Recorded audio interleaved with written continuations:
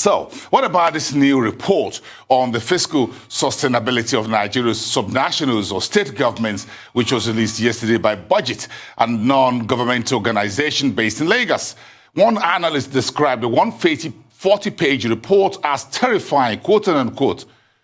Well, joining me now on the show is Budget's principal lead and chief executive officer, GABRIEL OKEOWO. Good evening, Gabriel. It's good to see you. Thank you very much, Bosse. One analyst says that report was terrifying in terms of what it contained about the state of the state governments in Nigeria. Do you agree with that? Well, terrifying is a choice of words, and I guess whoever described it as so may not be totally wrong, considering the shock at which that you are going to be seeing in the report, the shock of total debt that all the 36 states in Nigeria has accumulated to about 5 trillion plus. And you want to ask yourself, what exactly has this been used for? The shock of realities of states in Nigeria that cannot even make up to 10 billion in internally generated revenue. And yet they have recurrent that is as high as well over 150 billion. When you see such things, then I guess the choice of word terrifying might not be out of place to use. Gabriel, I want to fall off my seat when I saw this in the report, that all the 36 states of Nigeria's federation has total debt 162.87%, 5.4 trillion naira.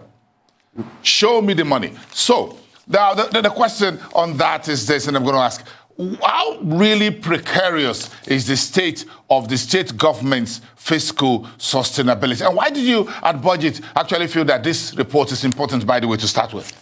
Why is it important? The importance of the report cannot be overemphasized. When you look at, and I guess the straight answer to why the report is the sharp difference between the spending of governance and the welfare of the people. You know, you will expect that if the government is spending so much, that should directly tell on the welfare and the livelihood of the people and the environment, the infrastructures you see, and the rest. But when you put that side by side, the spendings and the welfare of the people, they are not matching. They are not talking to each other, right?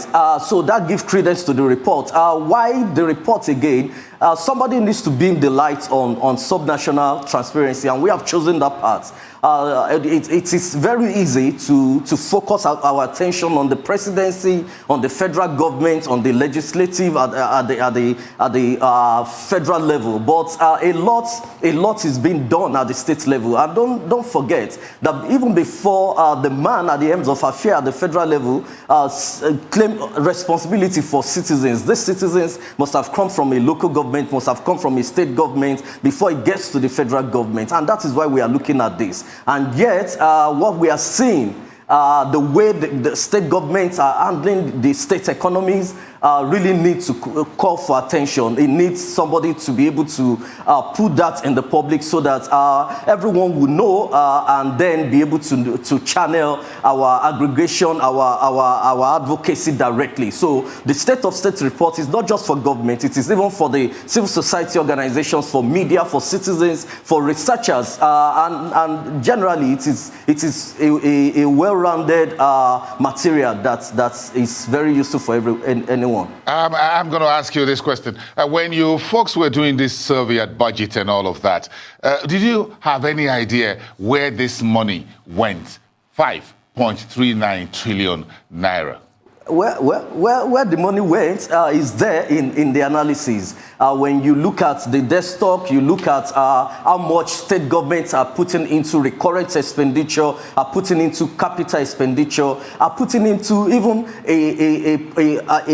a component of recurrent overhead expenditures. Overhead expenditures are not necessarily money you use to pay salaries, are not necessarily money you use to service civil servants. These are monies that you use to maintain, to do things that are outside the core recurrent expenditure. And yet, it will shock you to know that there are some states that have overhead expenditures alone that are as higher than capital expenditure.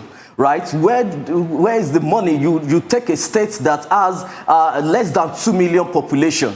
Less than 2 million population having recurrent expenditure that is as twice as a state that has over 10 million population. So that's when you look at that, it's clear to you where the money is going. It's going on cost of governance, it's going on overbloated expenditures, recurrent expenditures that needs to be checked, that needs attention to be called on it and put a stall on it. What must be done, and how quickly do you think we need to handle this to avoid what you call a sustainability collapse at the state government level? What needs to be done? We are not going to get tired in saying it over and over again. What needs to be done is for states to begin to look inward and see how first they can improve their internally generated revenue, and secondly, to see how they can bring down the cost of governance. Right? We have in the report there are about 5 states thereabouts that were able to commit more to capital expenditure than what they did in recurrent expenditure. We want to see more of that, and not just committing more to capital expenditure, but committing it to capital expenditure to projects that directly tells and improve on the capacity of human and capacity of citizens in the states. All of that needs to be put in place. States need to deprioritize reliance on federal allocation, right? Because this are fund that is not within your control. We have found ourselves in year 2020, where by the time, I'm sure by the time we are looking at the books of Nigerian state governments next year, and we are looking at the 2020 year, which has been induced by COVID-19, a lot is going to be seen, and we are going to see shocks. Some things are going to shock us in the face. Devaluation of NAIRA, fluctuation of exchange rates, dwindling price of oil in the international market. These are things that are not within the control of a state. So no state should be encouraged to rely solely on what comes from the center. Rather, they should give attention to what they can do within their state and to improve their internally generated revenue.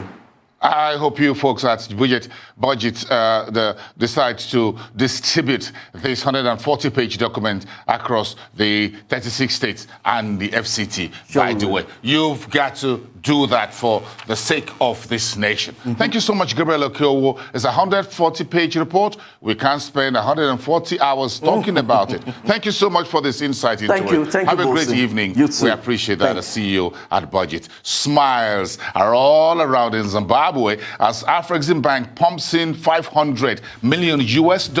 But where is the money going? After the break.